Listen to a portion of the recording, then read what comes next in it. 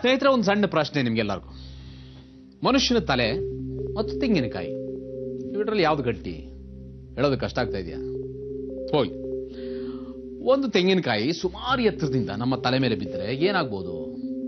ತಲೆ ಕೆಡಿಸ್ಕೋಬೇಡಿ, ಯಾಕೆಂದ್ರೆ ಯೋಚನೆ ಮಾಡೋದಕ್ಕೆ ತಲೆ ಉಳಿದಿರ್ಬೇಕಲ್ಲ. ಆದ್ರೆ ಇಲ್ಲೊಬ್ರು ಕೋಕೋನಟ್ ಬ್ಲಾಸ್ಟರ್ ಇದ್ದಾರೆ. ಅವ್ರು ಒಂದಲ್ಲ ಎರಡಲ್ಲ ಸುಮಾರು 25 ತೆಂಗಿನಕಾಯಿಗಳನ್ನ ಮೇಲಕ್ಕೆ ಎಸೆದು ನಂತರ ನೆಗೆದು ತಮ್ಮ ತಲೆಯಿಂದ ಹೊಡಿತಾರೆ.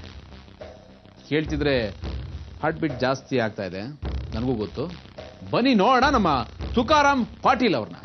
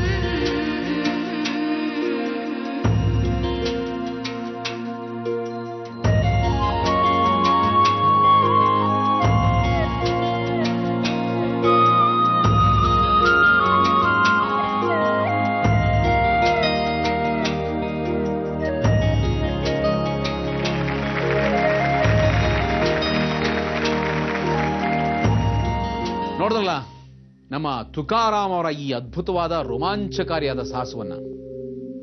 ಪಾಟೀಲ್ ಜಿ ಸವಾಲಾಗ್ತಾರೆ, ಈ ರೀತಿ ಮಾಡೋರು ಯಾರಾದ್ರೂ ಇಂಡಿಯಾದಲ್ಲಿ ಬೇರೆಯವ್ರು ಇದ್ರೆ ನಾನು ಅವ್ರಿಗೆ ಸವಾಲು ಮಾಡ್ತೀನಿ, ನನ್ನ ಮುಂದೆ ಮಾಡಿ ತೋರಿಸಿ ಅಂತ. ಶಬಾಷ್ ಪಾಟೀಲ್ ಜಿ, ಶಬಾಷ್ ಇಂಡಿಯಾ.